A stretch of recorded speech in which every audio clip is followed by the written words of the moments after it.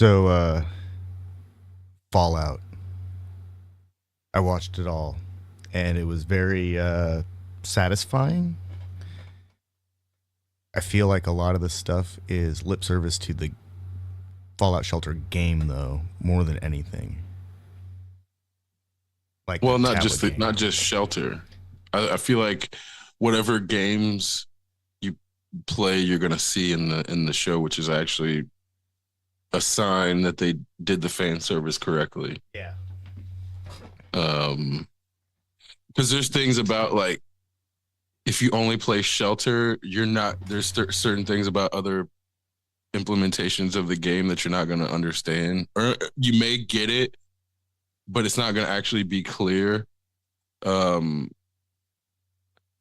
like you can go ahead and explain your perspective because then like the things that you'll see from Shelter. So the things that I got, the things that led me to that conclusion were everything that seemed there were a lot of things that seemed nested in the lore that were hinted at almost identically as they are in Shelter. Like a lot of it seemed very limited transaction, like Fallout Shelter did. And granted, my experience so far with the rest of the Fallout series is extremely limited, but everything that I've read from the lore is really impressive. And but it's like the Fallout Shelter version of it is very, it's like really reduced. I'm sure there are things that I'm just not even seeing because I haven't spent enough time exploring some other vault looking for something on a quest.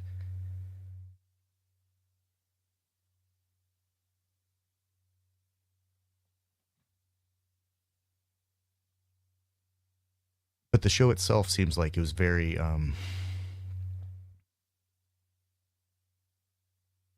it just didn't, it didn't, I did, maybe I'm just not seeing it.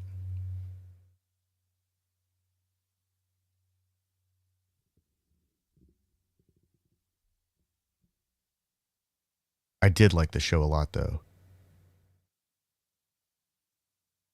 But I think it's also for people who've played the games,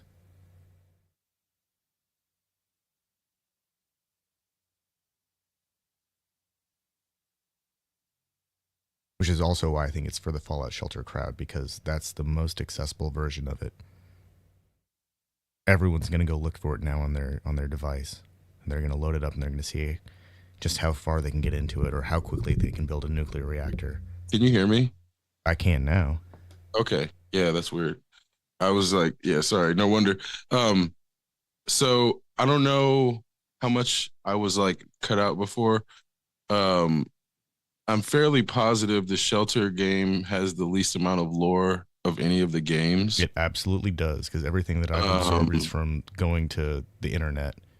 yeah, and so in that context, that's where I'm like, I'd I'd assert that the TV show did a really good job of not just appealing to people who have played any of the games or all of the games and is just a good TV show, but it also did the Easter egg fan service, even down to like one of the lines is talking about how the wastelands can just waste your time if you get too sidetracked. Yeah. And it's like at the same time, that's where you're gonna find all of the lore in the games. Where if you play, I haven't played anything before three, but if you play three, four, New Vegas, and any of the DLC, it's like the lore bounce or in 76, it bounces you around in time,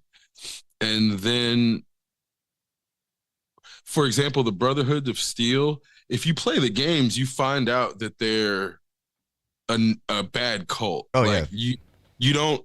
It's not hidden, and they definitely turn on you, and you have to like fight against the Brotherhood of Steel in this big battle, basically because um, they're heretics and they're powerful heretics, and And if you they're don't, fascists. Yeah, definitely. And if you don't play through enough side missions, you'll just see the Brotherhood of Steel as like these honorable knights based on the surface level lore in the game. And that's another thing I think they did well with the series is like if you don't think about Fallout and you just watch it, there's a whole lot of themes that you're just gonna miss because you're just watching a TV show, and there that's the plot point is like See, the part that I there's enjoyed always the something most you're was gonna miss. the things that I enjoyed the most about it were everything about the ghoul before he became the ghoul. That was the most interesting part, like the pre-war history stuff or pre-collapse history stuff.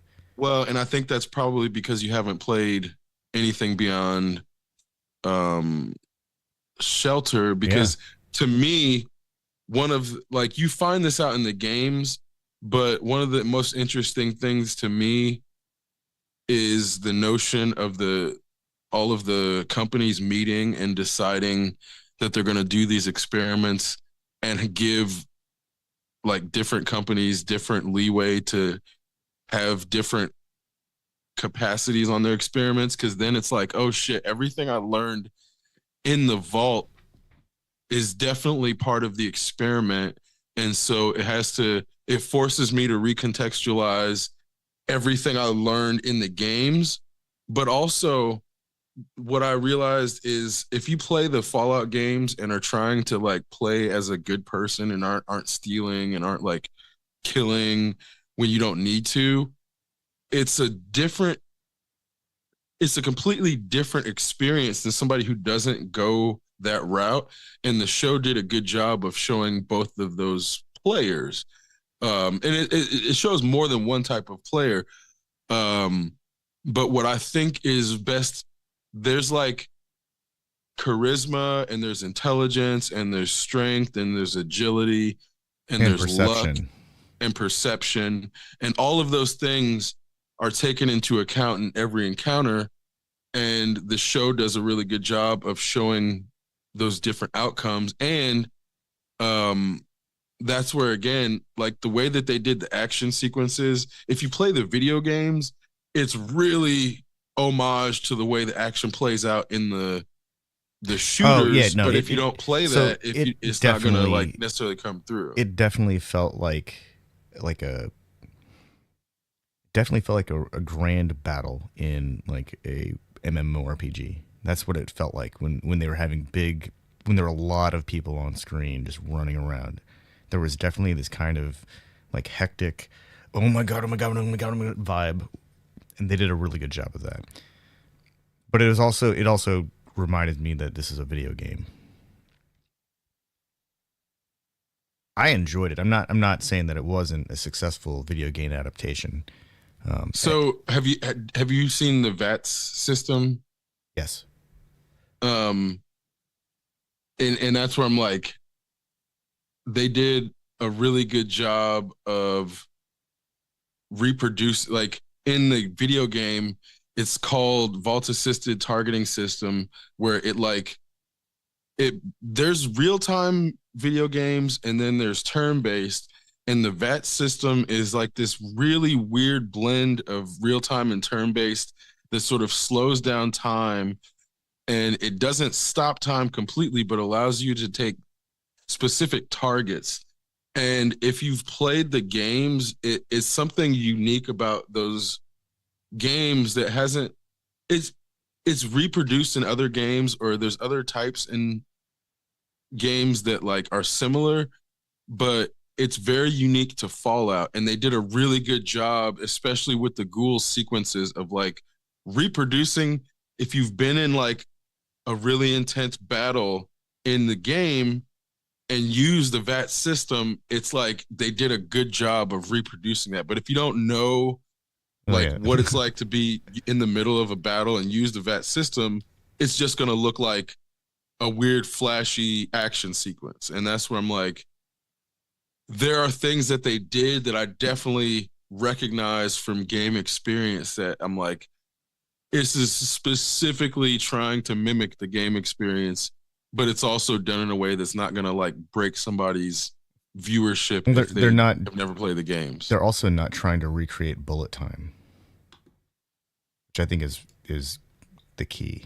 It's different. Yeah, for sure. Which again, What I thought. Well, so I came about understanding a lot of Fallout just by reading about it because I would find something in Fallout Shelter and then go to the internet and then lo and behold, this is just some pale, like shallow pool reflection of what it was introduced in one of the iterations of Fallout itself. And so it's really it's so because a lot of this stuff is very just still very conceptual for me because all it is like, oh, cool, Fallout lore, Fallout wiki information essentially, or opinions on Reddit because there are a lot of those. It's a fascinating game. It's actually one of the most fascinating games I think that I've come across in the last few years because if a really simple mobile application like Fallout Shelter can be like, oh yeah, cool, I've got a digital ant farm that I can, you know, build and rebuild at my will, like at my whim, like this is cool, I dig this. But then the rest of the game itself, like everything outside of the vault, that's like incredible. but I think here's the thing that I don't know if you're necessarily missing, but because you played from a certain perspective and started from a certain perspective, it's not as profound a realization in that if you started the game as an overseer, you've been manipulating all of the people in those vaults, and you've been fucking with their concept of reality. And if you've emerged from a vault and also seen what it is to be an overseer, you can put it together to understand one of the biggest messages in the game is like everybody has propaganda to overcome. And if you don't realize that you have propaganda to overcome, your life is going to be forever determined by that propaganda, and you have no control or free will. And you're basically this little automaton being manipulated by some overseer that you don't even know exists. Yeah. And until you can like recognize that propaganda and then confront your overseer, who might even be your parent, which is not lost in terms of like everybody's propaganda, if they have parents, usually comes through their parent. And that's why a lot of rebellion is directed at their parent, because their parent is the manifestation of the propagandistic arm. And it's a hard understanding to like overcome that as well, to then reestablish the connection with your parent, to like understand that it wasn't their fault and it wasn't your fault, but you're born into this system where you both have to overcome this imposition of this framework that neither of you had anything to do with. And it may have been decided 200 fucking years before you even born. And that's the like reality of that meeting in Coops, which is funny. It's not lost on me. If you're not a Twin Peaks, this is also a service. The Twin Peaks service of like having Kyle MacLachlan as an overseer.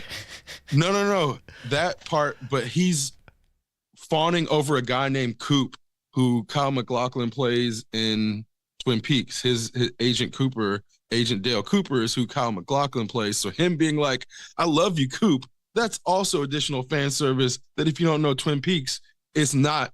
It's like you're not gonna connect it, but it's too direct not to be that specific fan service. So there's a lot of Easter eggs in the show, which I'm like, okay, they didn't waste any scenes. They put so many Easter eggs, so much fan service in a way that like I think it works in that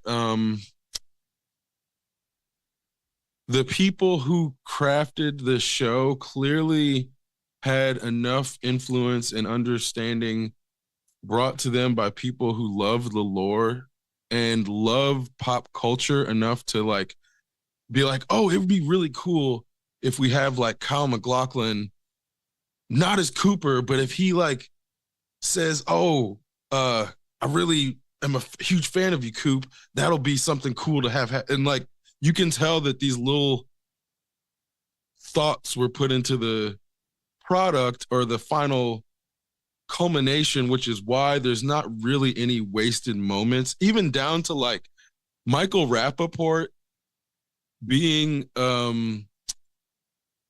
basically a propagandized like warmonger who then, even in the position of like getting his life saved, him being a Zionist douchebag in real life is like actually perfect for him to play that role. So it's like the way that they did that, the people knew what the fuck they were doing when they put this shit together.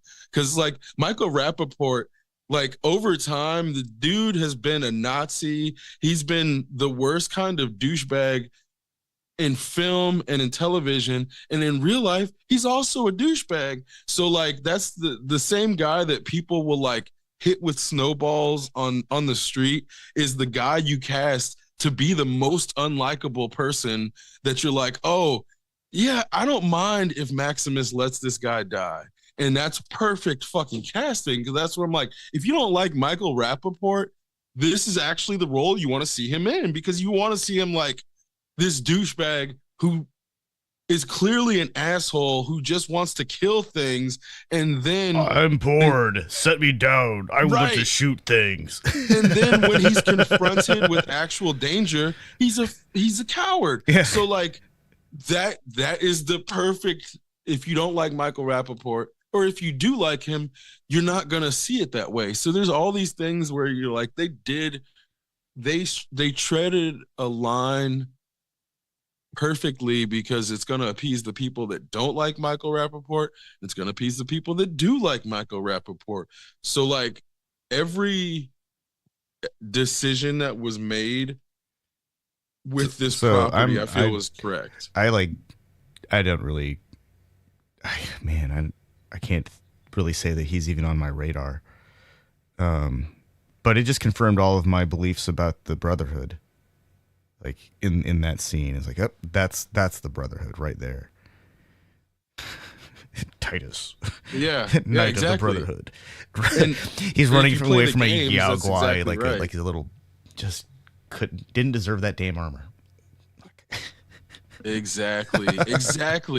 And I think that's where in the games it's not really clear until you play through the lore to realize like, oh, the Brotherhood of Steel is like, yeah, they make that charlatans. They make it very clear in Fallout Shelter that the Brotherhood is a bunch of they're just useless people and with fancy armor, because every time I end up sending my dwellers to go complete some quest and there's some Brotherhood of Steel dudes standing there with their one of their scribes or whatever, like all they do is like, yeah, go on in, it's pretty dangerous, or there's a Deathclaw in there, watch out. And it's like, okay guys, well, my guys are all like level 50 with maxed stats before I ever let them outside of my vault. So they're not going to have any problems. But granted, this is a mobile game and it's not really that difficult. You just kind of like watch them dance around and fire their weapons. Occasionally you get to like, utilize your perception stat and take a shot with a multiplier. And that's that's the Shelter version of VATS, I suppose. But that was just, that was the most fun scene, actually, when the armor's just like, oh shit, and he starts trying to like run away, but he wasn't using his rockets. He didn't fly off like he could have. Well, on that note, I don't know if this is spoilers or not. I won't spoil it. At the ending, one of the things I've noticed is there's this attempt, not just by the Fallout producers, but in other films, to like not have violence be the answer to the end of Act 3, because you can't use violence to solve problems if the crux of the film is trying to have some sort of moral high ground. And so that's another thing that they did really well, is you have the charisma endings and the intelligence endings in Fallout, where you don't have to use violence to end. I think we talked about this, like on the previous Oh, show. we've talked about But this. It's like the best part about the game is that half the time you can talk your way out of things. Well, no, that's not right. true. 1 out of 10 times you can talk your way out of things. Well, and in the show they show this ending, but then the Brotherhood of Steel shows up and brings violence, and it's clear that they're not in the right, and the blunt, violent use of violence as a way to solve problems is clearly the wrong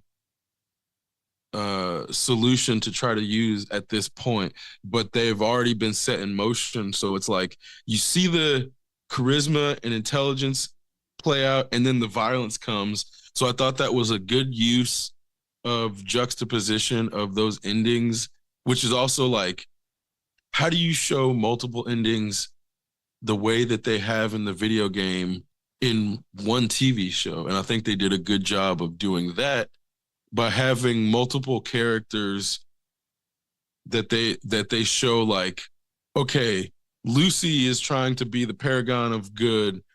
Maximus is like, really, he's basically like what we perceive to be trying to play both sides, and then the ghoul is what we perceive to be all evil. And everybody's, But the ghoul's not evil. Right, of course. But and over the course of the show, we're shown that nobody is any one thing. And that's where the people who are raised in this perfect, peaceful environment, as soon as they're exposed to the real world, they're going to be affected by it. Whereas then somebody who's raised in this toxic, harsh environment, if you put them in the vault, they're going to see it as peace, but understand that they're in a bubble, and they understand that they're no longer part of the real world. Whereas the people in the vault hadn't really made that connection until they have no concept of what the real world is like. So what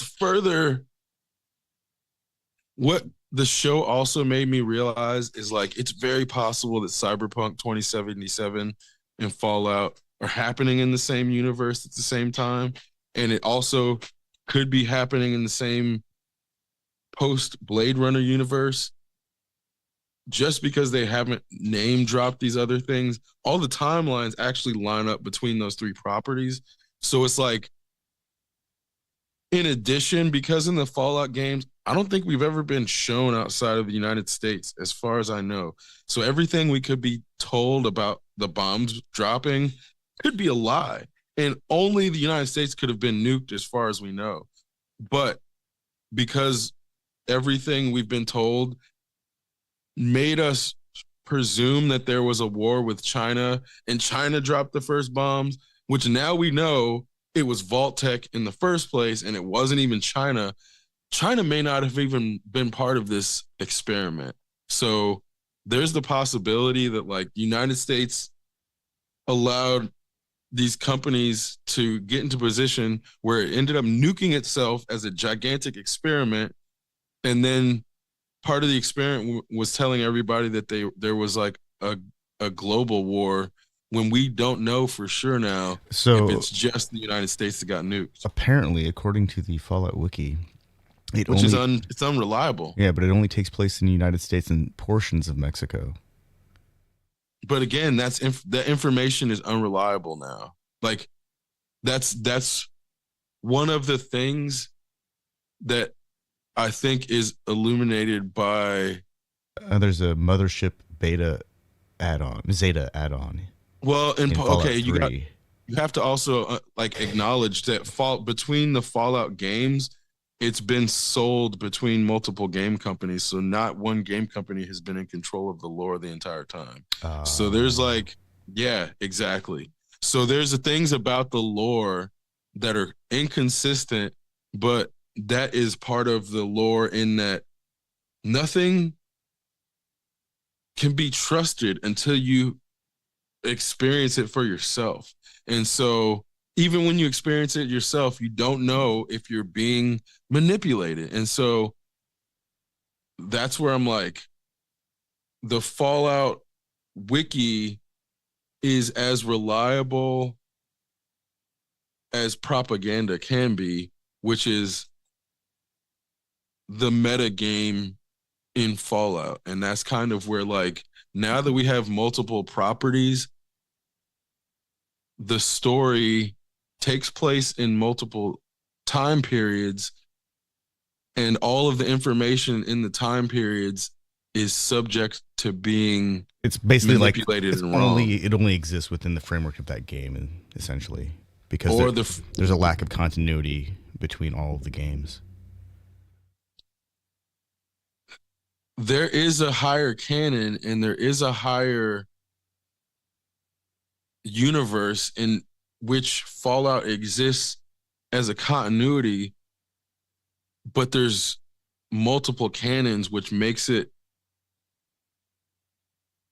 is part of the higher game. So that's where I'm like, they've baked that into the game now, which is where if you don't play the games, like if you in Fallout 76, for example, right now, they have events that are weekly or month. I think it's like monthly, or sometimes it just depends on the production schedule.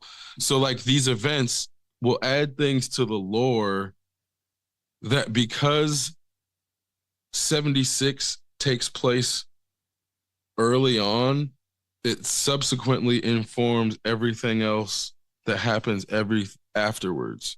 So that's how they're able to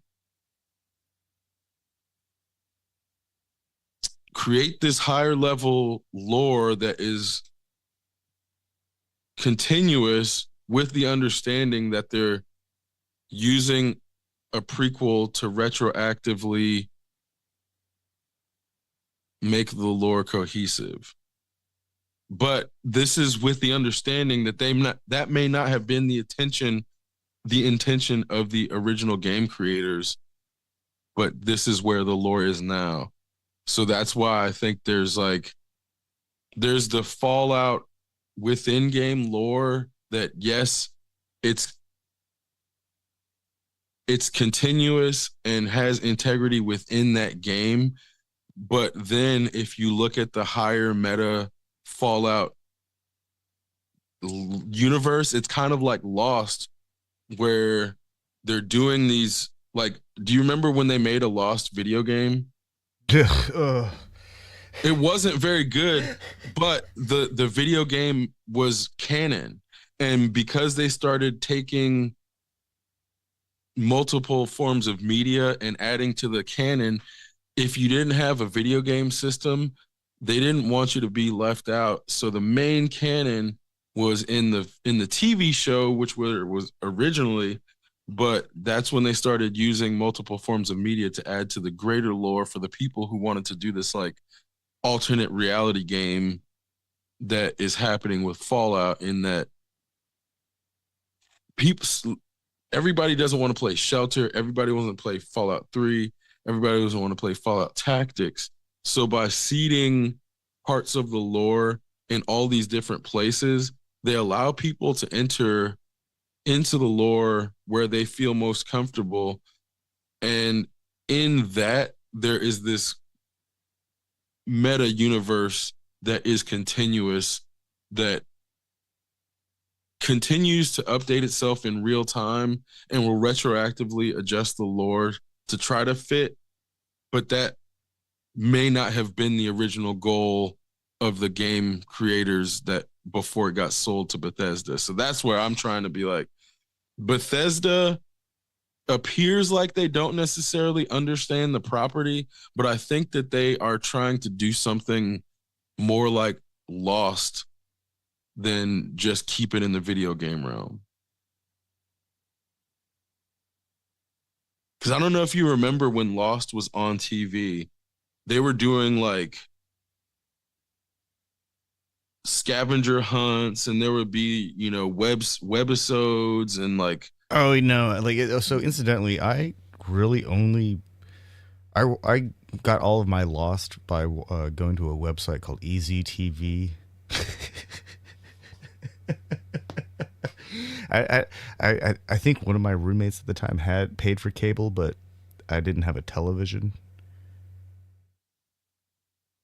so I just watched everything off of the computer. So I remember the Lost video game, but I don't remember like webisodes or scavenger hunts or anything like that. Right. I mean, but what if you weren't watching it in real time, you wouldn't have been aware. Yeah, no, And no, I wouldn't have seen the so, commercials. I wouldn't have seen any yeah. of that stuff. Everything that I saw was like commercial free. Just at the end of it, they cut to the next thing. Sometimes I saw the whole lost blooming word in the darkness, and sometimes not. Like sometimes I would hear like a really bad edit where you hear the ding, and then it's like comes straight into the thing. I mean, and the same thing kind of happened with Twin Peaks. And Yeah, so I think this is where it's like, if you aren't watching these types of shows in real time, it may be really easy to miss this higher level game, this alternate reality game that's going on, that it it may not even look like a game from a distance, but once you start to like get into it, then you understand that there's like players and there's like scores, and it doesn't necessarily have a scoreboard that you're going to find anywhere, but everybody knows the scores. So it's like these meta games, I think, become more tangible now that we have things like Fallout wikis. Um, but even again, it's like in the games, the fact that they update monthly or seasonally makes it easier for the meta game to be part of the regular media. So that's kind of where I'm like,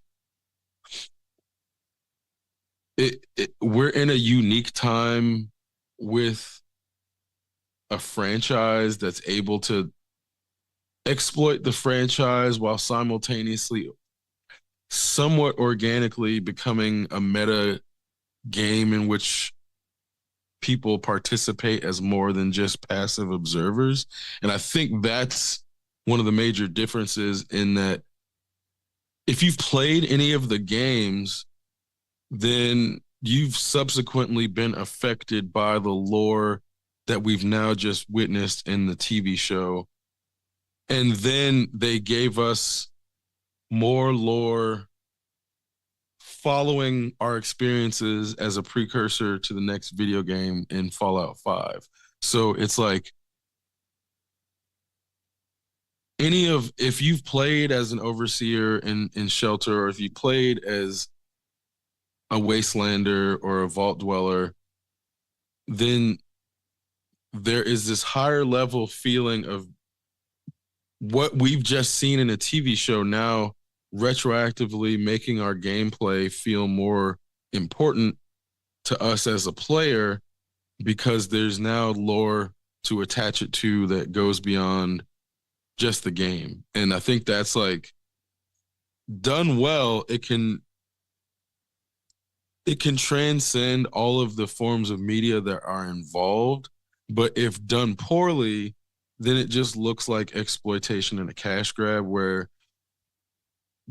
Marvel video games often look like that because it'll make it seem like they're trying to connect it to the MCU or whatever universe, but then they never actually do.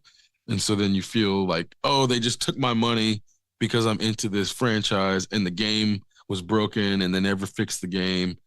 Whereas the Fallout games, because they were, I mean, there's definitely bugs with 76. Anything Bethesda makes is gonna be broken perpetually, which is like, that's just Bethesda. And I think gamers understand that, so they've given the Bethesda Fallout games some, like, they're graded on a curve.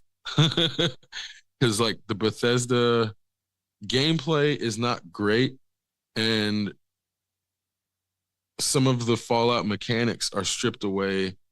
But if that's placed in the context of this higher lore where it's like, oh, this might have been a different experiment, then it makes it more forgivable because now there's an explanation in the lore, which if they can update the lore to explain things that have happened with real life production decisions, then you have the fourth wall barrier being broken in a way that is useful and productive rather than just being novel in a Deadpool way where it's like, oh, hi, I'm talking to the audience. Isn't that funny? Like, yeah, it's funny the first few times, but now we need to have that mechanism be used to build the. Oh, She-Hulk used that mechanism to explain why visual effects aren't good sometimes, and then Invincible did a segment on the same idea of like basically breaking the fourth wall to tell the audience why animation takes a lot of time and they can't rush out like episodes, and if they do, then they have to cut corners, and here's how we cut those corners. But baking it into a fourth wall breaking monologue was a useful way to push the conversation forward as to why the producers of the TV show have these restraints, whether it's time or capital. And by using the story to explain that, it can create this dialogue where they're like, yeah, we hear you, but X, Y, and Z.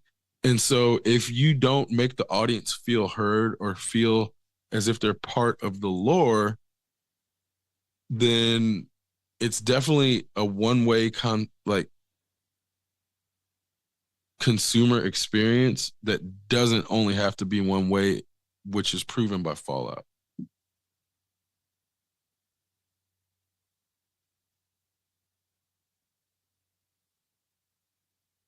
Oh, interesting. Bethesda's got this whole thing. They've like really made their whole front page about Fallout. And I mean, not the entire thing. I mean, Amazon too, which is like, this is another thing I've realized about this specific property is like, Amazon hasn't really been doing mass TV show drops, and they had started to do the like 2 or 3 episode drop and then weekly drip. But this works with the full drop because you have properties to sustain the momentum between seasons. Whereas like The Boys or Gen V, between seasons, I don't have a video game I can go play. Now Invincible has a video game, but it's like it's not great. It's like a mobile game. It's more like Fallout Shelter than like a video game that you imagine for Invincible. The version of Invincible that I would be interested in playing would be like World of Warcraft and Street Fighter had a weird video game baby. That's what I would have thought, but playing this game, you're playing more as if you're like Cecil and like telling everybody where to go. And that's where I'm like, it's more like Fallout. That's lame. And it's like, it's not though. It's not. It seems like it would be, but it's like oddly addictive and it oddly gives you this feeling of like, oh, at one point Cecil in a way had control over the most powerful being on the planet and the most powerful teams on the planet. These things, there's like a different, it's one thing to have the Suicide Squad, but to realize that the Suicide Squad is like Amanda Waller's tool, they're different roles. And if you want to play the grunt, you want to play the person on the field, that's one thing. But if you want to play the overseer, that's a completely, which again, with you liking Fallout Shelter, this game would actually probably be way more appealing to you than you think. Yeah. Because of what it's actually appealing to. Because that's where I'm like, I only tried it because a friend was like, oh, this game came out. like and they did a good job of releasing the game and coordinating it with the TV show, down to like when an episode dropped for the TV show, a new mission would be available on the game. So like when you're able to coordinate properties like that, the game can carry the momentum while the TV show's on break. Every franchise doesn't have that capacity, where seeing what it can do, now I understand how Marvel dropped so many balls not synergizing that. They started to Sony did a better job than Disney or MCU proper at coordinating those drops, but it's like there is WB is terrible at it. And so this is where I'm like, now understanding what Fallout just did that other properties haven't really been able to do, I can identify it and put a name and a finger on it as to what is happening. And I think this is what companies were failing to understand, and why they were trying to do this but couldn't. There was no real roadmap. That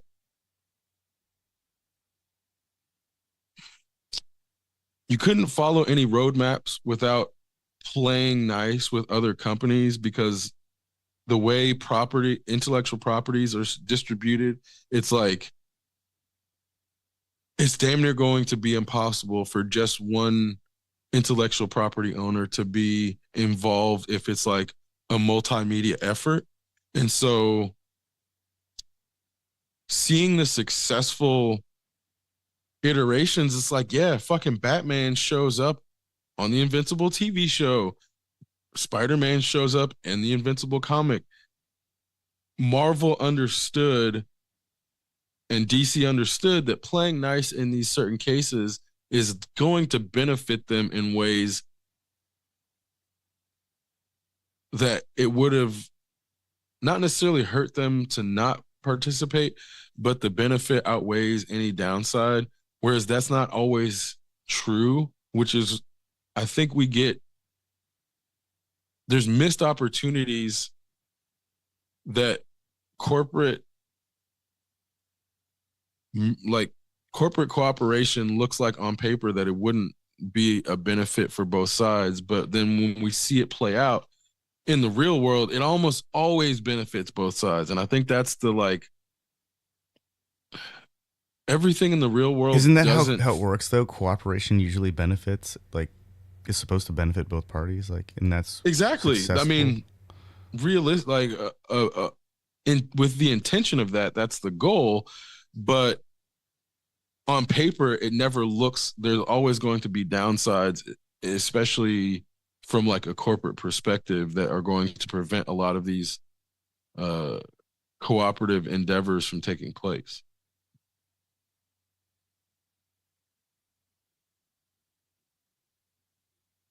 But it's like, now that Bethesda and Amazon have worked together, it's like, duh, it seems obvious that was a good idea. But before they made it work, it wasn't obvious. You know what I mean? Yeah. Like, or the same shit with fucking Invincible. Like, the way I think Amazon has been able to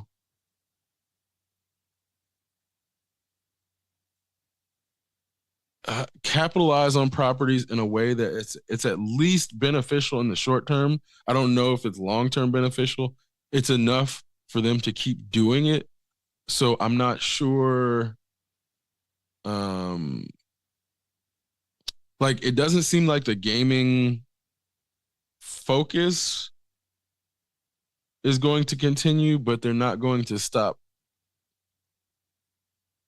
investing in game properties. So there's like a way to go about this that I think that they failed enough at, that now they're trying. It seems like they're getting more refined in their approach and having more likelihood of success with execution.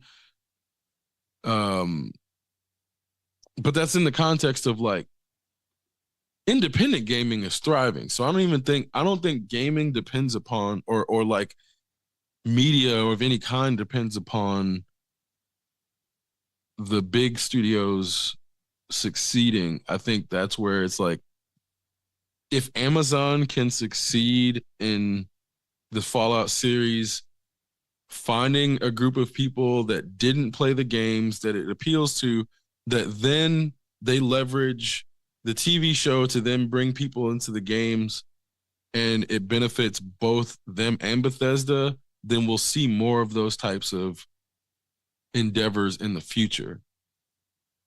It's just a matter of how beneficial it is to both sides. So I don't know if this TV show is going to translate into like a lot of new Fallout 76 players, for example.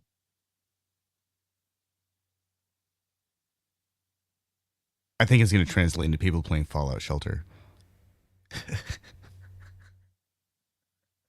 because because everyone has a a net phone. positive. No, I know, but it's because everyone has a mobile device. I think that's the end result is that the corporation wins and everyone gets their mobile device Fallout Shelter.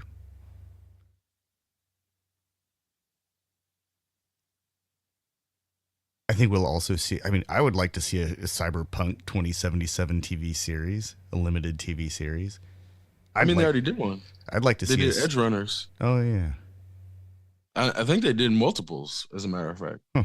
They did they did a Blade Runner TV series. Oh no! I mean even like two. directly from that game. Like I'd like to see that. I would also like to see a Starfield like attempted story universe on the screen. That's what I'm saying. Like the Edge Runners TV show ties directly into the game, and then they've updated the game with Edge Runners content that ties directly back into the TV show. So there are like that type of side media being created that's like coming from video games into they have not announced television and then back into the video game.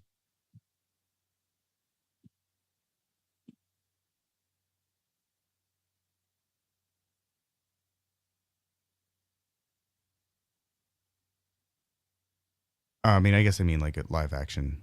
Did they make that yet? I mean, yeah, I think it's I think translating game to anime is like that's easier.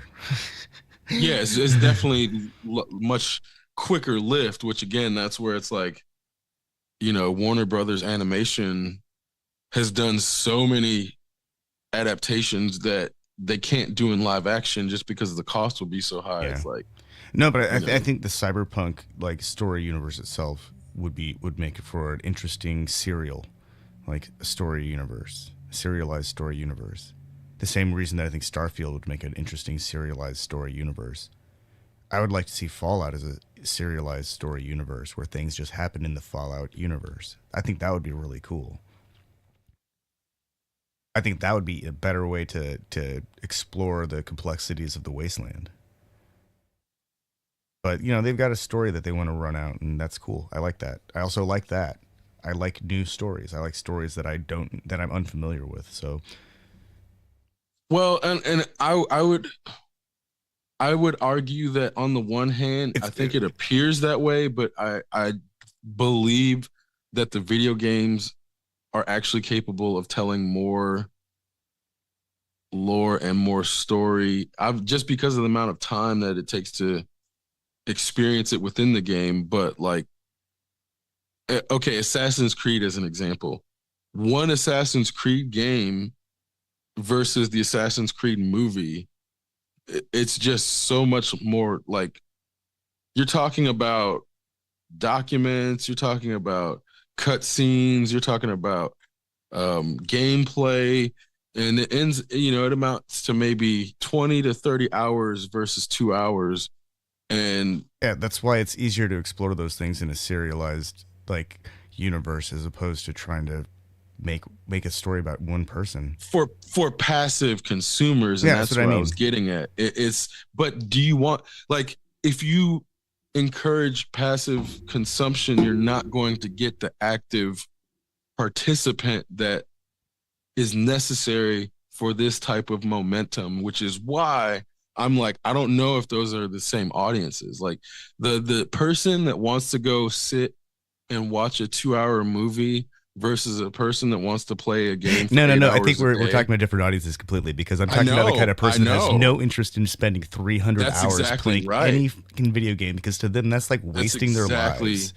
And that because person doesn't give a shit about the depth of the cutscenes. They want that they want a story they've never heard before.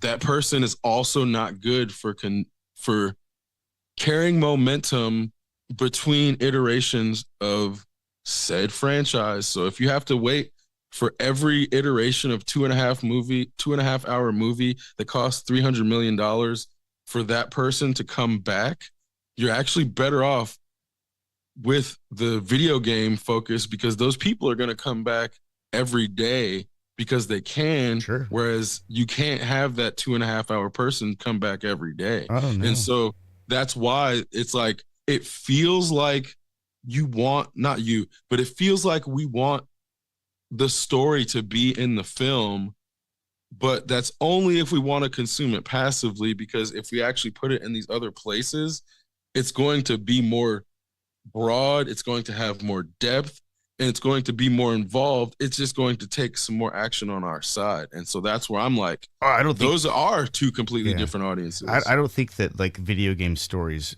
translate very well to screens at all. I like the universes that are created, and I think that that's where the story resides, and it's useful to piggyback on the names of established characters, or and definitely obviously themes, and the aesthetic has to be mirrored. But you know, like with the case, not a video game, but the case of Ghost in the Shell, they just tried to cram several stories into a new story and called it a new story, and then recast everyone with weird decisions, and that was wrong.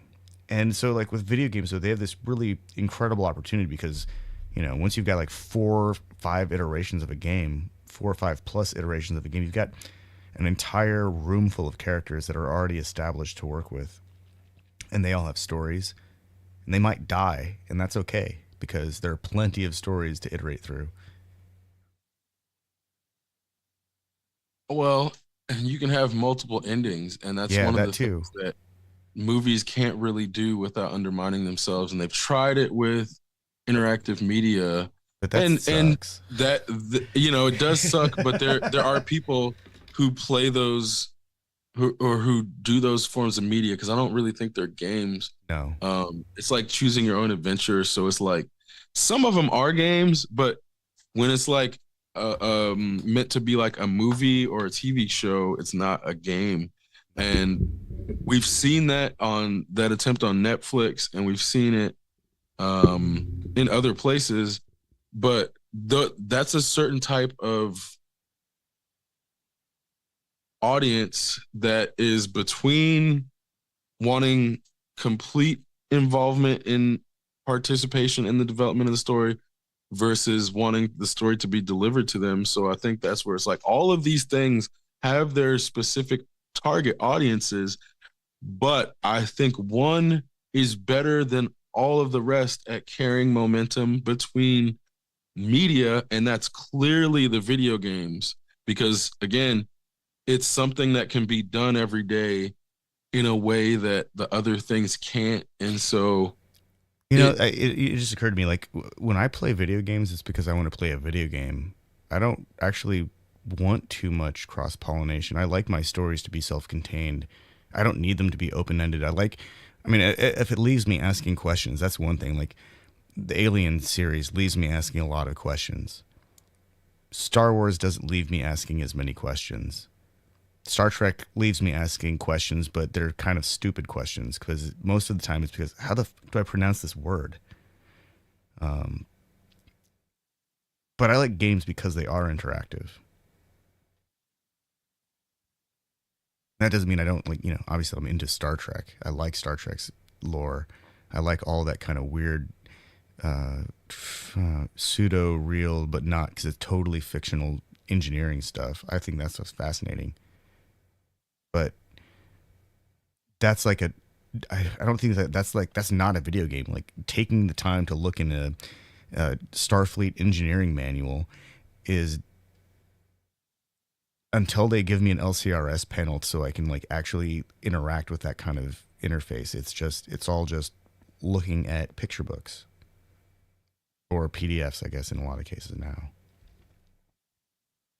I guess that's a game though, right? A really self-contained, it's all in my head, cerebral, like self-rewarding game where I learn something about some fictional universe that I'm into. I guess that's kind of a game. That's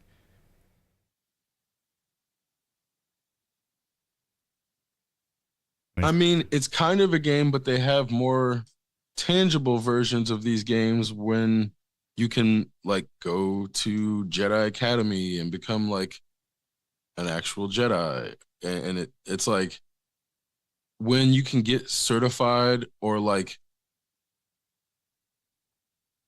obviously it has to be official for it to be at that level, but they do like official alternate reality gaming events for various franchises where it's like the um the Star Wars experience at Disney is like the most corporate example, but they'll have um smaller versions of these things for like promotion. And so it on the one hand, again, I don't think media for passive audiences should stop being made. I don't think that's even possible. It's an issue of like now that Amazon has figured out a way to synergize people who will watch an entire TV show in one day, like the entire season, with the people who then will watch that show in one day and then go play the game. It's like you can appease the ones who just want to watch the TV show on the backs of the people who carry it between the seasons. You can't do that if there's no momentum between seasons necessarily. And I think yeah. this is what Disney is suffering from is like they they've made too many properties without momentum between properties, and now they've had to start cutting properties because they can't carry that amount So of output. so you just reminded me that in the Fallout Shelter game, there's a series of 8 quests that essentially mirror the story on the series, and that's how you get like the various characters and their weapons and the dog, stuff like that. And I think I completed that quest, the chain, before I had finished the show. But I also don't spend my Nukem Cola, and I have like a million caps, and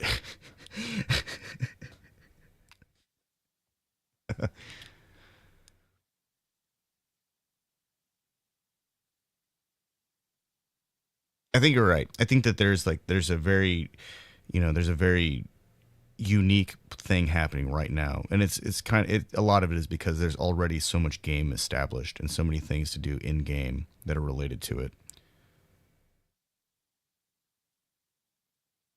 But I think I would have played those quests with or without the TV show because they just appeared. It's like, oh, new quests, cool, special items, awesome.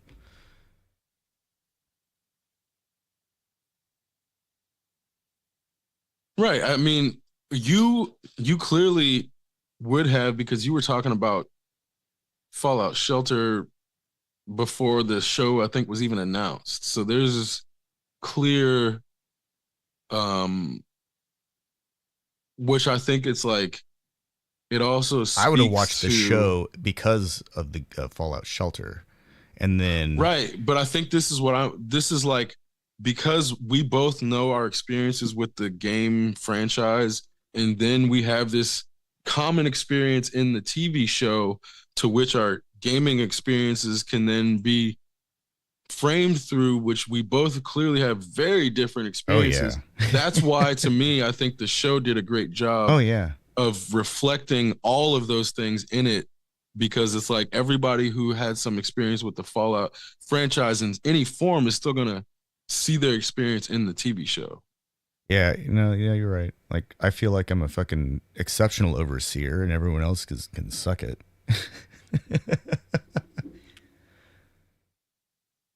Well, and that's where again it's like, I also started a whole new vault and had like nuclear reactors within a matter of weeks.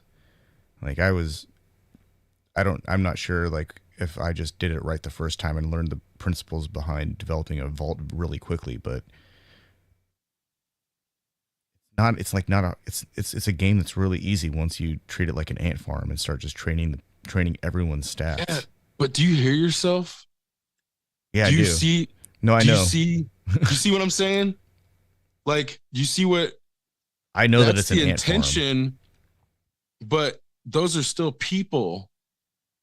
And I don't like, I only played it from the side where I'm like realizing that coming out of that vault, like I don't know if you Oh, realize they all my dwell. I don't have any in vault births. They're all no, from the what I'm wasteland. saying, in the game they start you off in the crib, bro. Yeah. So it's like it's very explicit in the game. That's how you develop your base character attributes, in that you like, they start you off in a crib and you have to choose between like a rattle and a rocket ship, and all of your choices in like the classroom as like an elementary school kid, these things that are happening in the vault shape you, and by proxy the things that are happening are this experiment that are being run from a distant vault that you have no idea that that vault even exists. You're just growing up.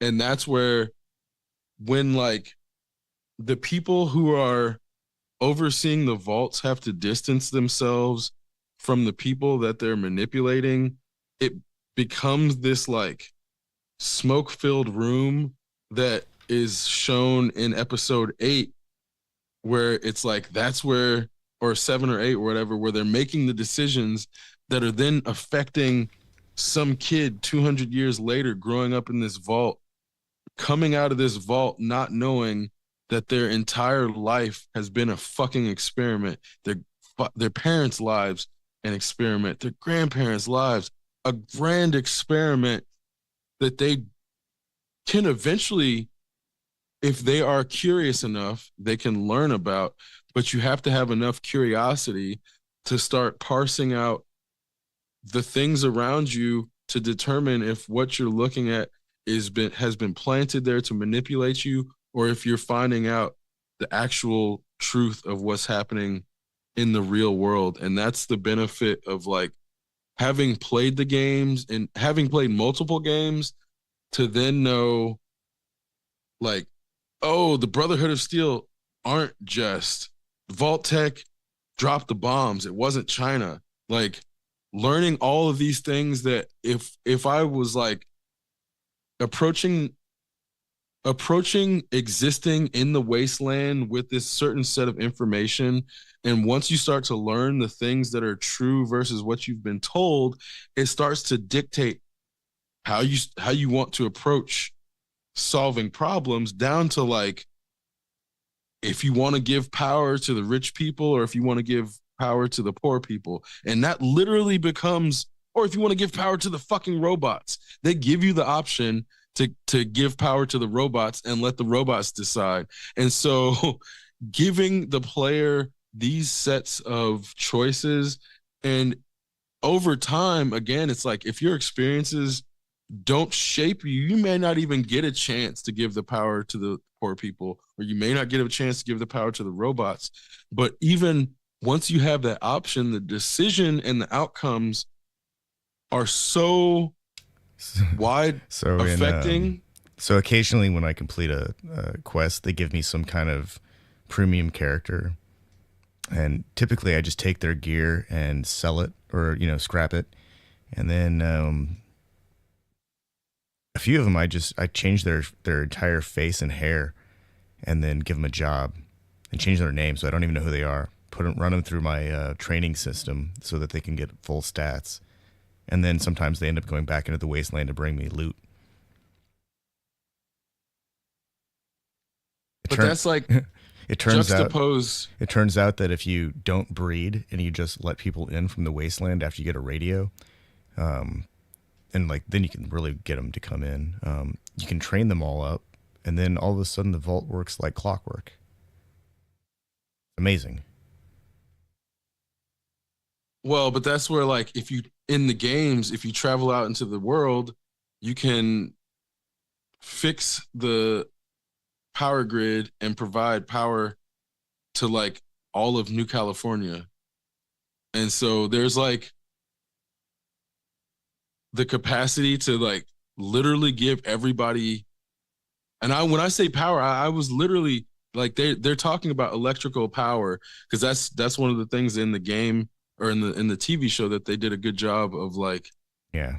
making the same sort of major plot point. It's like there is fusion. There's these fusion cells laying around, and they've solved fusion in this universe, but people still want to like monetize power. And so if you can just turn on the power plant and give electrical power to all of New California, it basically changes the entire trajectory of civilization. And so that if you even have that desire, it gives you that outcome, but it also gives you the capacity to like set a bunch of sentient robots and kill everybody and then reset civilization. So that same opportunity can be used for very different purposes, and depending on your experiences in the wasteland, it's going to determine, and what you've learned or not learned is going to determine even if you would get those choices. And so that's where I'm like, that is something that's not necessarily reflected unless you play the games. And that's kind of where I'm like, there's something different to be learned and understood by those types of game experiences versus Fallout Shelter or even Fallout Tactics, which is like, you know, a more turn-based, less. Is that the one that's kind of less like intense. Final Fantasy? Yeah. Because there's an intensity to the real time. Like, if you have a fucking bloke fly coming at you in real time and starting to shoot shit and you're starting to get poisoned, it's like the reality of that real time pressure is something different than like Fallout Tactics or Fallout Shelter is going to express. Like, the reality of dying in the wasteland, it comes quick. Death in the wasteland comes real fast, especially if you like are out and you see an irradiated bear or fucking irradiated dog or a death claw or fucking, there's all kinds of fucking rad scorpion. There's all kinds of shit that you can just be out walking and suddenly your life is in danger and then you may die. And so that reality is not something that like, I mean, they do express it in the TV show, but only briefly. So I don't, unless you can like die a bunch of times and spawn and like have to play through a game where you die multiple times, that part is going to be lost on the person, I think, in a way, in the same way that like it's going to be lost on the Fallout Shelter person. So that's where I'm like, there's just certain things that can't be expressed in these various forms of either the way that they're telling the story or the way that a person is passively or actively participating or not participating in consuming. So that's where it's like,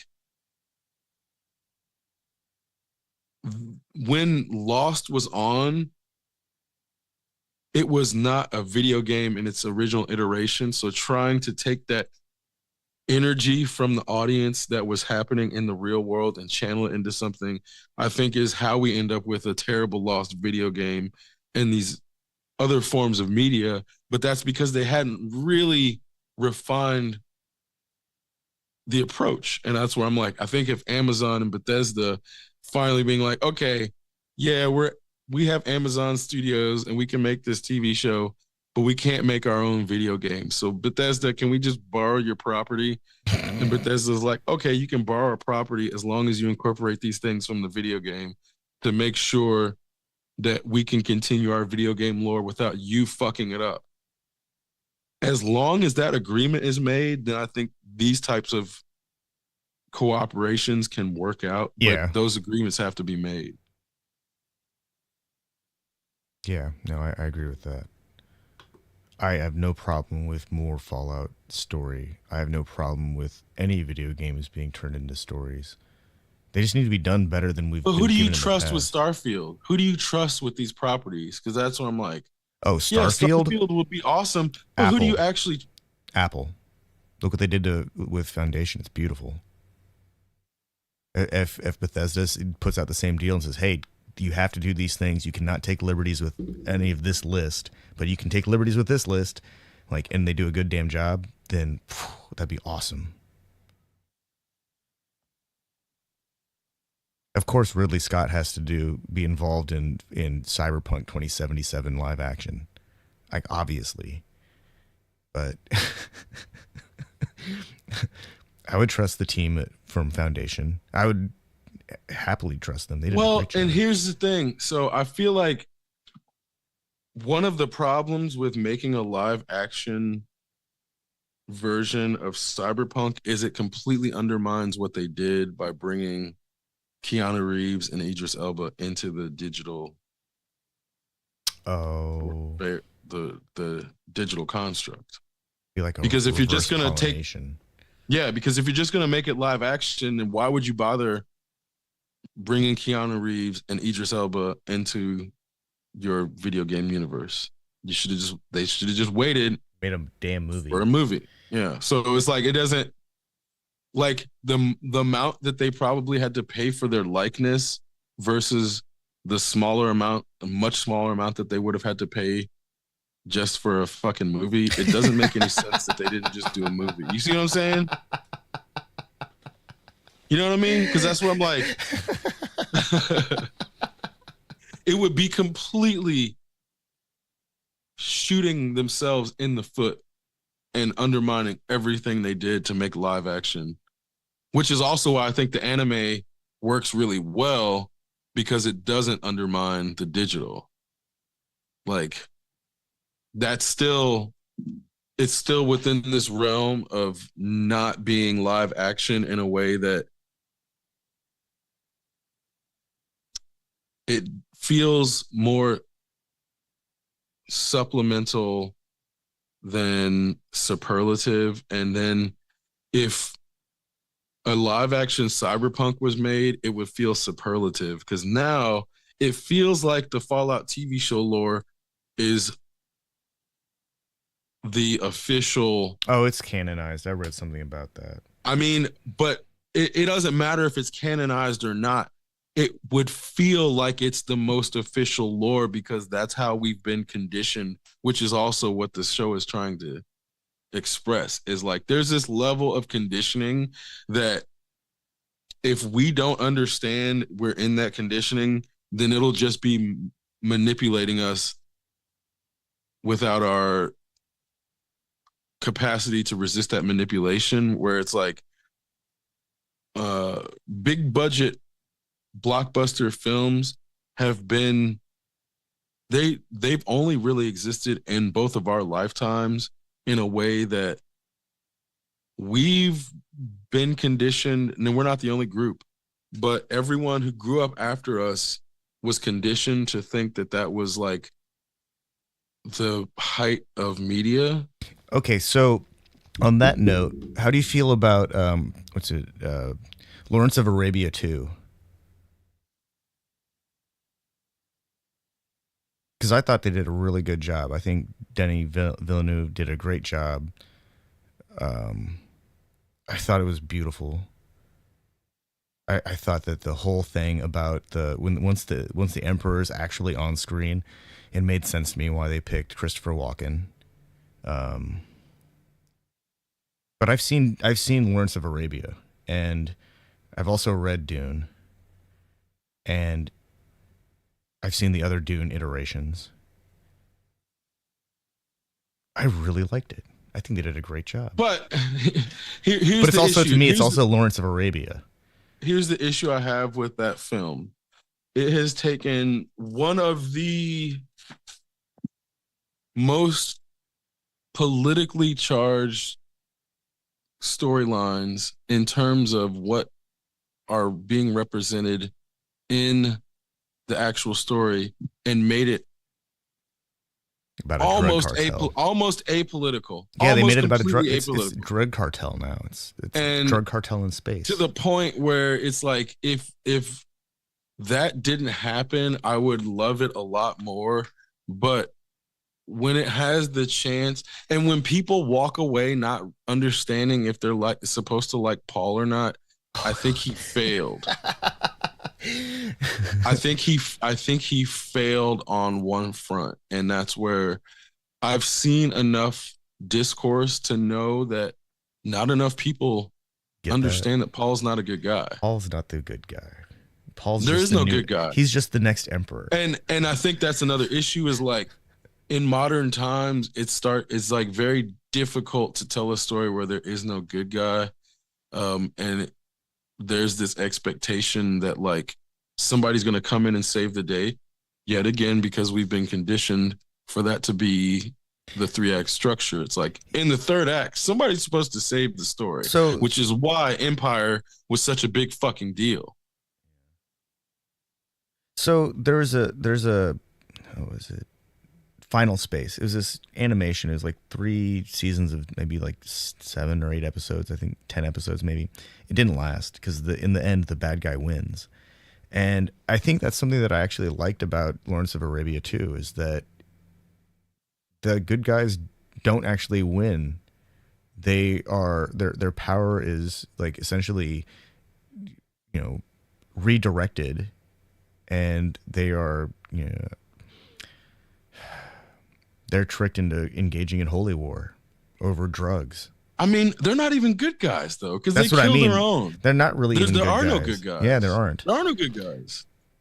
But That's what that I mean, I get what you're saying, but like that's the point, is that like they are the and we can't even see my air quotes. They're supposed to be the good guys in the sense, because they're the the freedom are fighters, they though? but they're really not. And that's why I'm like, I don't think that they are supposed to be good guys. I think that we just are exposed to them in a time period where if we only identify what has happened with their group in this time period, then it looks like they're the good guys. But between the Butlerian Jihad and the Atreides Jihad, it's like, or Muad'Dib, it's like they're clearly not good guys. No. So like the idea that they are good guys is only if you isolate a specific. Well, and that's, I think it also reveals like who we root for, because ideologically, if we're opposed to the Empire, then the opposite, the friend of, or the enemy of my enemy is my friend kind of thing kicks in some ways. We're like, yeah, let's root for them because they're like sticking it to the people we don't like. We know we don't like Empire. And and the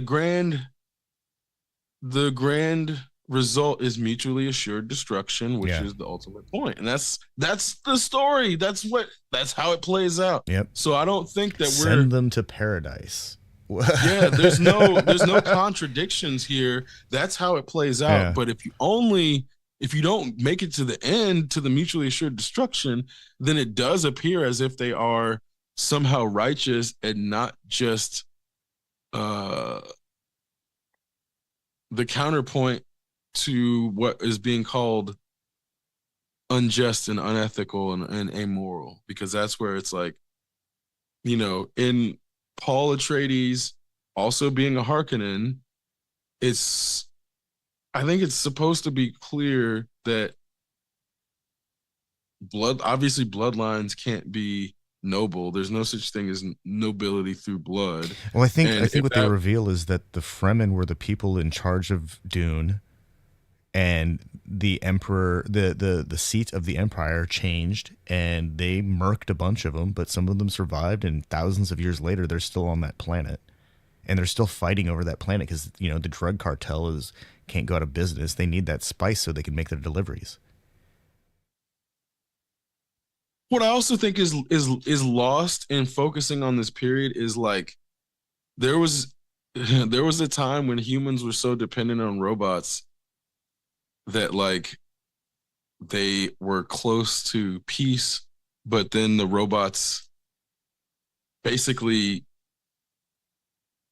Said no. fought back. Yeah, so it's like this same notion of like outlawing technology to get where Dune is. If you miss, if it's like it's really easy to sort of like overlook that whole aspect because it's in the past and it's not really the focus of the story. Where it's like this notion of trying to build a continuous civilization that has one part that exists within it as a means of exploitation is unsustainable over time. And so that cycle has played out in the past. But with robots, it was easier to sort of like displace the genocide that's associated with the war because they're not actually living beings, even though they're sentient. And so, in the context of that being the backdrop for that story, as the reader, we are clearly meant to never be attached to any individual because we've been given the context that this story is meant to like in the same way as Foundation. This is 10,000, 20,000 years of story, and the only way for us to understand it is through the perspective of individuals. So that's when they take it over multiple generations, we start to get the idea of like, okay, now it makes it easier not to attach to an individual because individuals die and the story gets passed on to focus on different people. But unless that actually happens, a person who's a passive consumer is going to fall into the conditioning to only focus on the individual, which is what's happening with Paul, which is why I feel like Villeneuve failed on an aspect of like not being able to pull people out of that conditioning. Because if you're trying to tell the 10,000, 20,000 year Dune story, to get the audience to truly understand it, you have to pull them out of that conditioning. And clearly it didn't happen on some of the audience. So Yeah, but it's not as bad. I don't think it's as bad as like Starship Troopers in certain terms. yeah, I think yeah, he yeah, got yeah. way No. closer to landing on the landing pad than Starship Troopers ever could have. I don't think he missed the mark that much. I think it's close enough that like the he got close enough to hit the landing pad. But I think that's good enough for Dune, especially because Dune's a complicated story that Oh, for sure. people who read the damn book often don't get. So I'm not sure it's reasonable even to. Oh no, it's reasonable to expect him to like this is Dune. He better get it damn right. He better get it right. But I think it's also reasonable to accept that it's a very complex story that very few people get the first time, and even if he had succeeded, I mean, we'd be waiting for like 4 more movies. Then I think we wouldn't be out of the first book. We're only at the end of the second part of the first book. Like really, I guess he jumped ahead at the very end, but still, like there's all sorts of stuff that they didn't do. But that's okay because they can't do all of Dune. It took how many episodes did it take? How long was the Sci-Fi Channel's version? I think it was like at 9, maybe. Or I know it was at least it was 3 series, but I think they were 3 episodes apiece. Or I mean, 4.5 hours. The regular cut's 265 minutes. The director's cut's 295 minutes.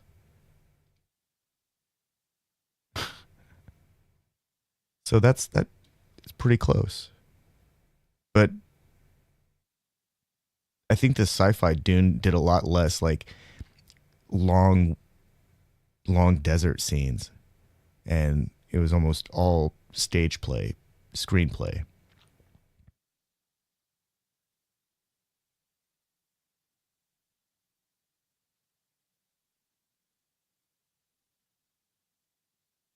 And okay, this is another thing I'm realizing with science fiction is like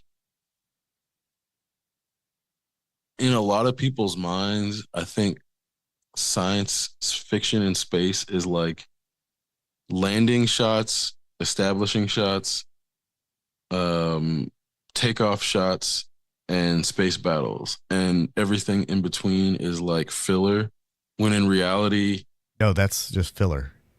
right, exactly. So when you see bad sci-fi, it's a lot of that and very little of the stage play.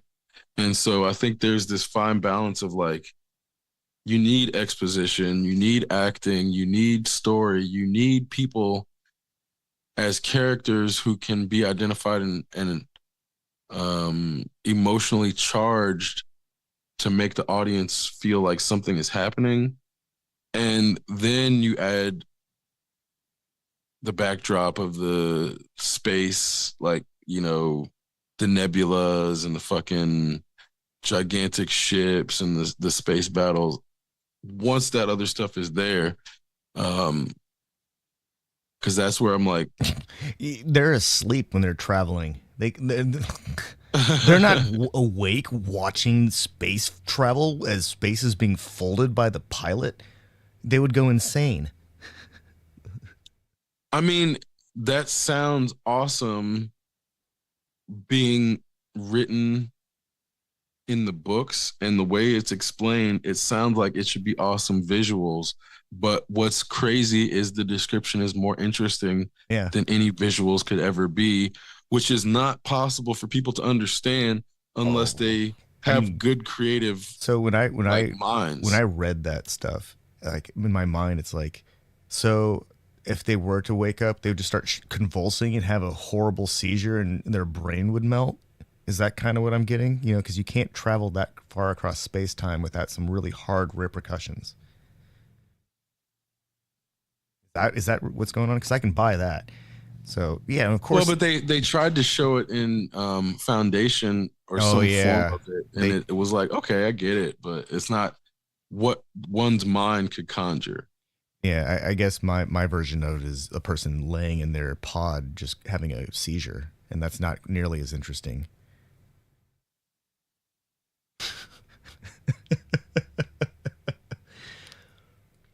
Most of science fiction is terrifying. Like the things that actually happen in sci-fi. Well, that stuff is just worlds being destroyed. The amount of energy necessary to topple a space elevator. Uh, the amount of resources to build a space elevator. And some of the ships, like in big like galactic scale space opera, some of the ships are huge, like entire planet economy worth of material.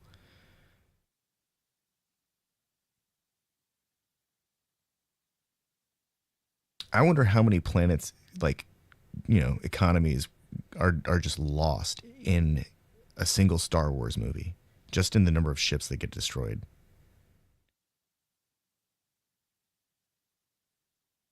I think somebody did an estimate of how many resources and how many laborers it would take to build the Death Star. It's like obviously they would need like sanitation for all. Oh yeah, man. It's like they had a like they showed the sanitation in the movie, so it's like they have a sanitation department, and so like um that it's things like that when if they don't have good enough in universe explanations over time, it starts to like put major plot holes in one's capacity to enjoy a story. So that's where things like Star Trek having labor planets with holograph holographic versions of the Doctor that were too stupid to work on ships, now working in mines, but then also having like a holographic revolt. It's like you start to get these in-universe explanations that make sense where it's like there's been multiple like robot and hologram revolts when they were like Starfleet slaves. Yeah. The But that explains how they get those fucking gigantic ships. yeah. How You else are know, you gonna, at least there's some sort of explanation there. well, who else are you going to send into the surface of Mars where there's like, a very short lifespan if you're exposed to all of that radiation? What are you going to send out there to get that material? Obviously, you're going to send an android.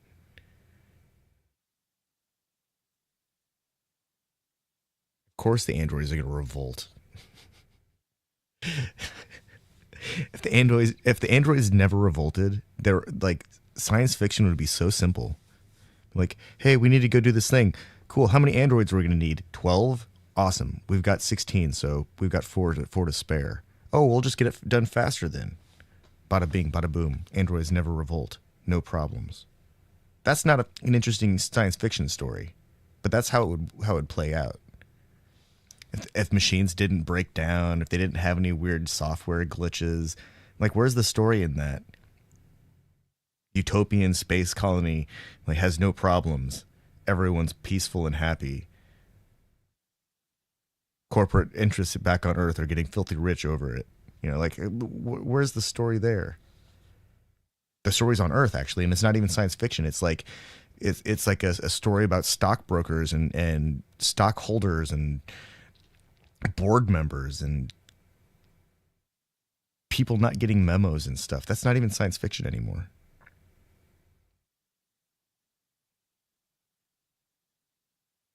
Well, and this gets to the crux of the notion of stories in the Western construct are ultimately dependent upon conflict.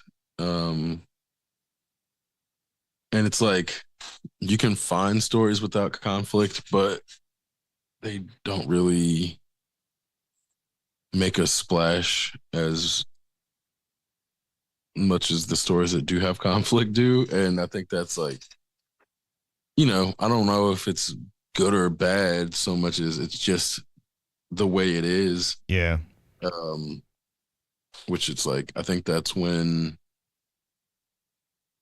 other cultural media that doesn't have the same conflict dependency uh is like given to Western viewers, it doesn't necessarily land as well.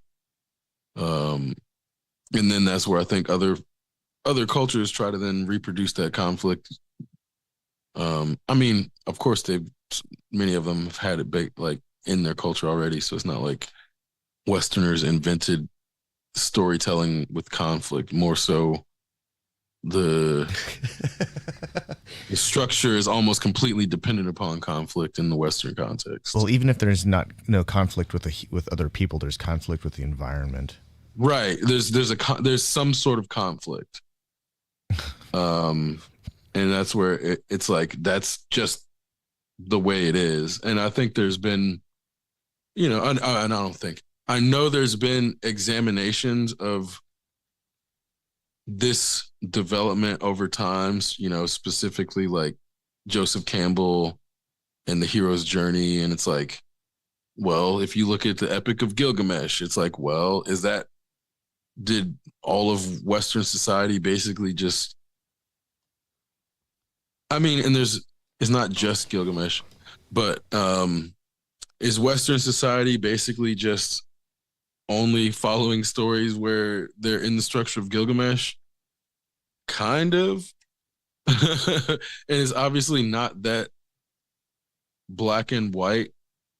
But when things try to break that model, I think that's when they either fall through and don't get uh, taken into account in Western media, or they become like unique pieces that like stand out for that specific reason. So it's like I struggle to think of a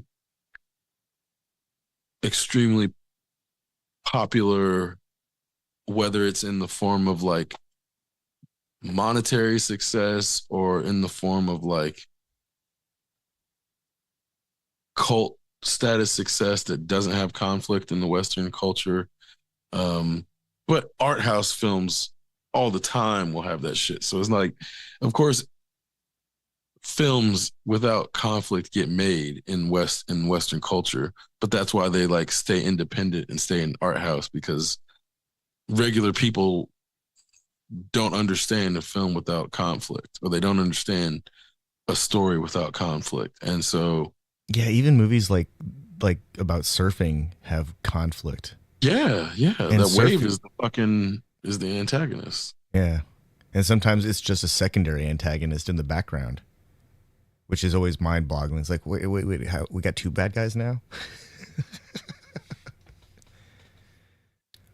I think surfing movies are a like an unobserved science fiction movie because of the physics involved with those damn waves. And it never occurred to me until I was looking at this just list of titles, and they've all got gigantic waves.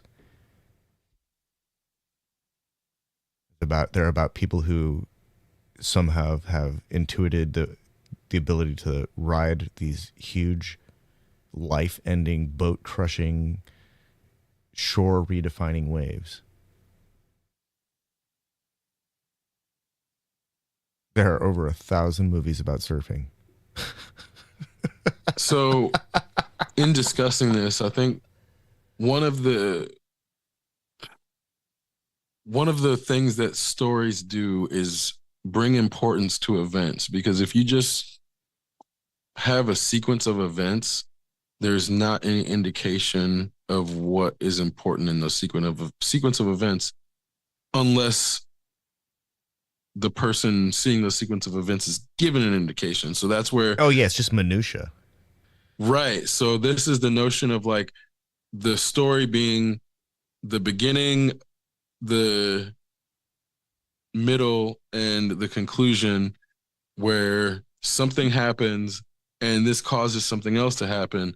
And then finally, this other thing happens because of those two things, or however many that happened before it. And so in a world where people die, I think it's very difficult to have a story where there's no conflict to get over, because people's sense of importance has to do with like overcoming various things, whether it's like overcoming the constant reality that death is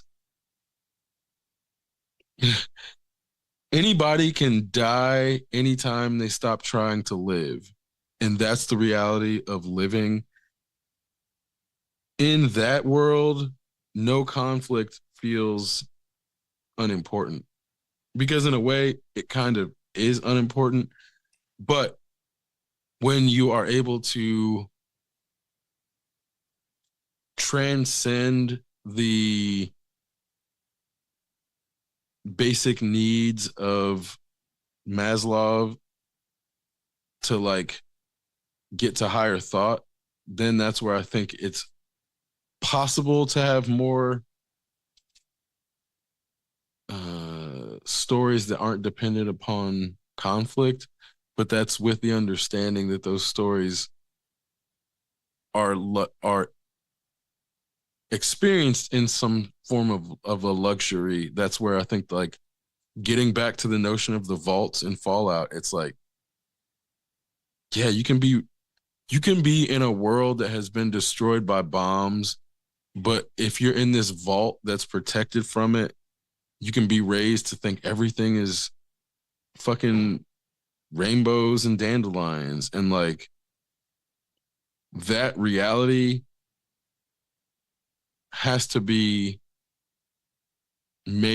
someone has to be made aware of that reality if they're going to then overcome it. And that's where I'm like,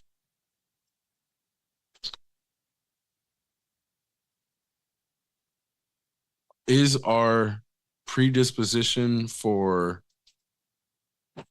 needing conflict in those stories conditioning, or is that just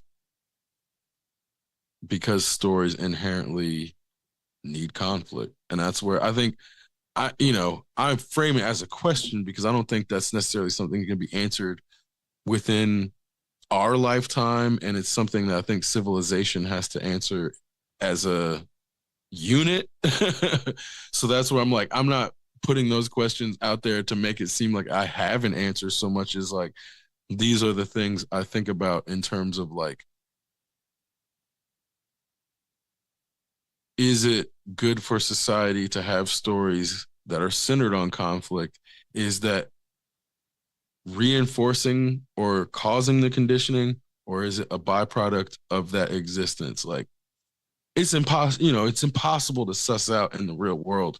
But without thinking about those things, then I can't navigate when I know I'm actively being manipulated or someone's trying to manipulate me. Is there a way to play Grand Theft Auto without breaking the law?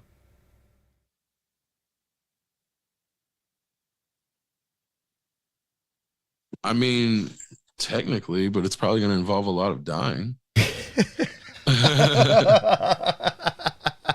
Like, yeah, they have stoplights in the game. You can follow the traffic laws. You can work your way up and buy a car and not steal one. In fact, if you steal a car, it doesn't stay yours. No, it disappears. Yeah. So it's like, you have to buy a car if you want it to stay in your garage. Like, yeah, you can steal a car, put it in your games. garage, and it'll be there for a while. But after you like come back to it, it's gone. Yeah. Yeah. I think even in the later games, I want to say they like have, I don't know if the cops come and get the car or if it just disappears. I think it just disappears. I'm pretty sure in GTA 5 it just disappears. Yeah, but it's like they clearly have this articulated line where it's like, even if you take it, it's not your property forever, and it will get taken back from you, and you can legally acquire things that become your property in the game. Which that's where, they have 3 different protagonists technically in GTA 5 with varying levels of attempts to operate within the law, as their characters' motivations. And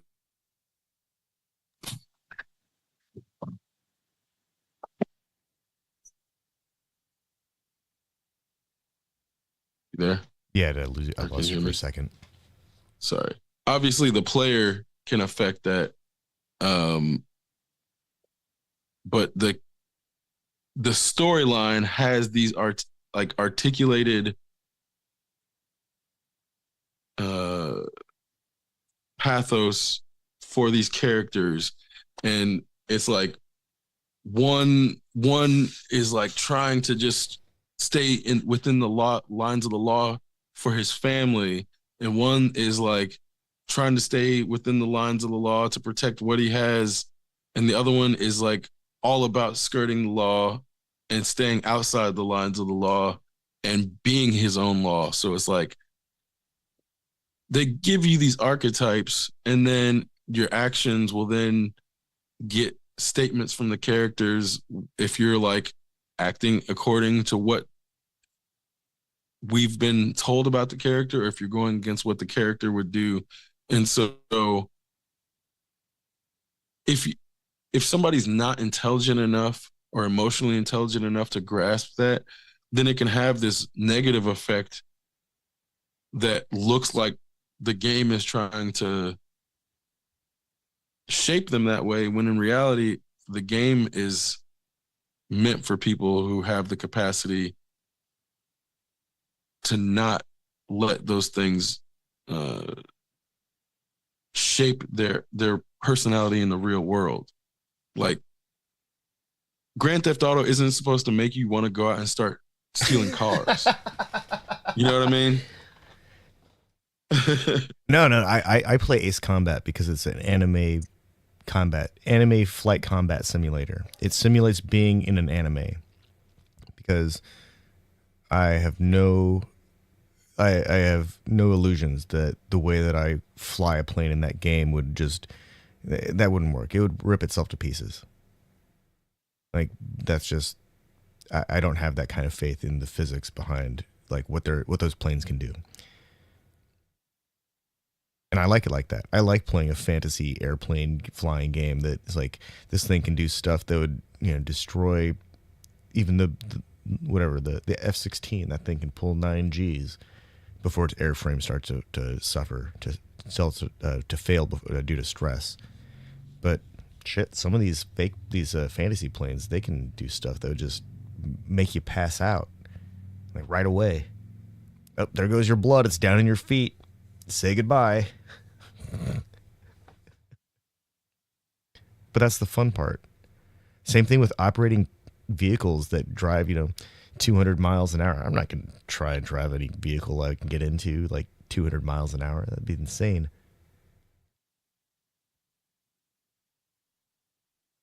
But I do like the idea of, games that force you to survive. Figure out how to do it. Just figure it out. You'll be fine. Maybe.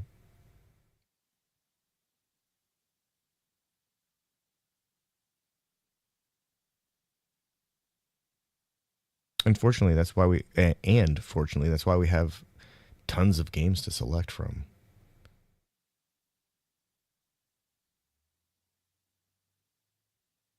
Yeah, which, I think people who are into survival stuff have plenty of survival options. Like when games make you have to like use the bathroom, or I guess simulators make you have to use the bathroom, that's where I'm like, okay, this is too far for me. Yeah.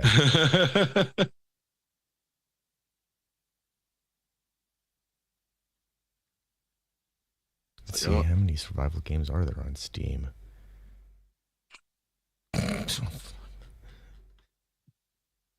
Huge, unending list.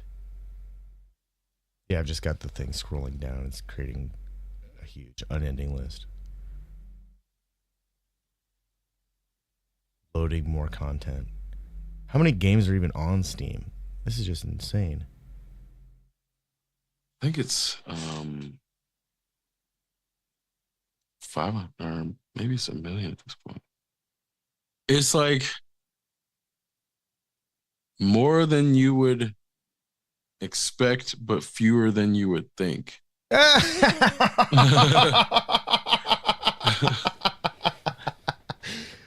Okay, I've let this go on for quite a while. Let's see how many. I'm going to go back to the top and see if it tells me how many games. Yeah, it's 73,000. And okay, with 9,000 published in 2023. I just entered a search for survival games, let it scroll down, and I've got 15,727 titles just for survival games. Anything that has survival in the keyword. So that's things from like zombie games to Cyberpunk to Fallout 4 and that's just on the same screen. Let me scroll down a little bit. So Steam reached 50,000 total games listed in 2021, and now they're at roughly 70,000 in 2024. Wait, are people just like wholesale copying games, changing a few assets, and then just... Yeah, it's worse than that. They're not even putting them together. There's like games on there now that I say games, but they're just assets. They're just assets in a file basically that compile and like can execute but it's not a real game. And so, and, and okay, this is where I wondered why they were doing this, and I went down that rabbit hole, and this is what they're doing in that scam. So I don't know if you've ever been to like a key, like a secondhand key site. The secondhand key sites will often have these packages where you can buy like 5 game keys for $10 or something. And so most of the time the games are trash, and it's like a lot of times they're going to end up being these asset flips that then the asset flippers will they'll mark their game for like $200 or something, and then they'll turn around and sell it to these websites, and the website will be like, oh, you can get a $200 value in potentially in one of your keys because it's these overpriced asset flips. And Yeah. so it's a big fucking scam that's happening between the asset flippers and the secondhand key sellers that like neither one is executing on their own, and it takes both sides.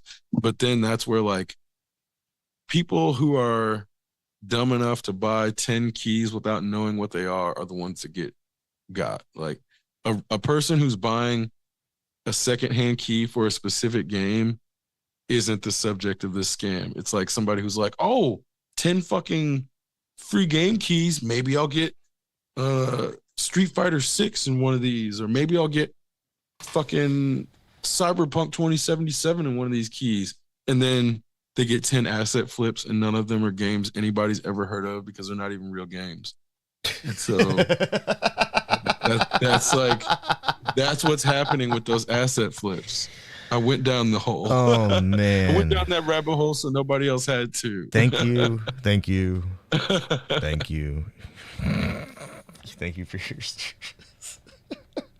But when you see a fucking dumb looking video game listed for like $99 or $200, and you're like, what the fuck is this? That's what that is. Yeah, that that's some clarity. It's tough. It's hard to find good games, I think. How many video games are there total?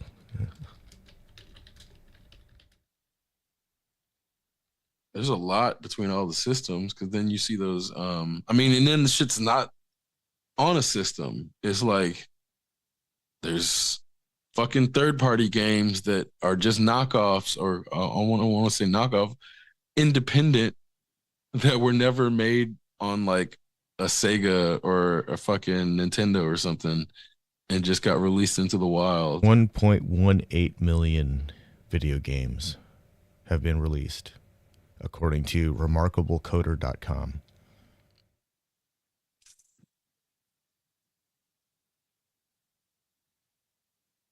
1.2 million video games. Because I know they'll sell those knockoff systems, and it'll be like 30,000 games for Oh yeah, $20. yeah. But the funny thing is, like, some of those things are running like actual like ROMulators, and so if you can extract the ROM from it, the EEPROM, you can, in theory, somehow load it into those things and play the actual game. But you're also supposed to have the actual game that you could have extracted the ROM from. You're not just supposed to have the ROM. And apparently, some of those systems, like, they are supposed to be updatable, but you can't update the firmware, because if you do, you might lose the the copied BIOS from your actual game system that allows you to play certain games. It's really crazy. Like, that $50 system with 3,000 games might be just fine, and then one day it's not. And it's not because it's old, it's because software sucks.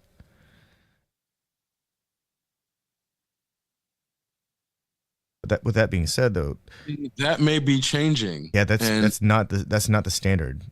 It's not going to last. It can't last because computers are just too damn powerful now.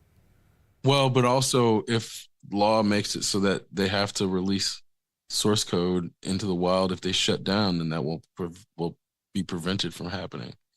because like they can't force a company to release or to keep servers on forever. No, I think, but they can say if a company makes a piece of intellectual property and shuts down, then the source code for that intellectual property has to be put into open source. Yeah. So that's where it's like that can change. Like games no longer have to die, or properties no longer have to die the way they did before. Yeah.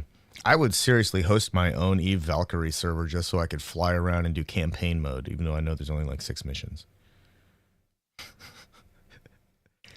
I have a computer to do it. I have a powerful enough computer to serve up that game for myself. I'll be fine. Just let me have the code. It's like, that's a terrible feeling to have. It really is. Like, I just want to play this stupid game that I actually paid money for. Why can't I play this game I actually paid money for? I think that's why I like free games right now. Because, like, if I don't have to pay for it, then I'm not going to lose something when they take it away from me. Except for all of the, you know, the joy that I get out of playing this game.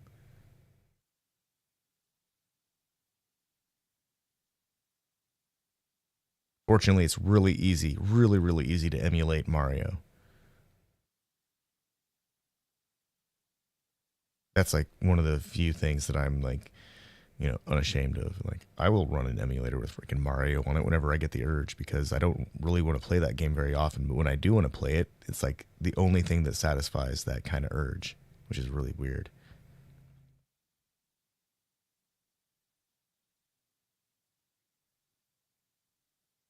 But there aren't many games that are that old that are still fun to play that are as challenging. So maybe that's it. Dude, I tried to play Donkey Kong a few weeks ago, and that game just kicked my butt. Like, those barrels start coming down real fast. And I think to myself, like, man, I don't remember this being so hard in the pizza parlor. Like, what's going on?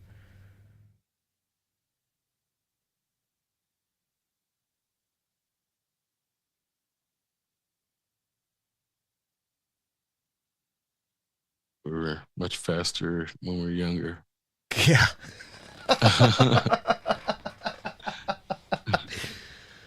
Oh, come on, body. You can move. It's only a quarter of an inch. Click. Exceptional Radio.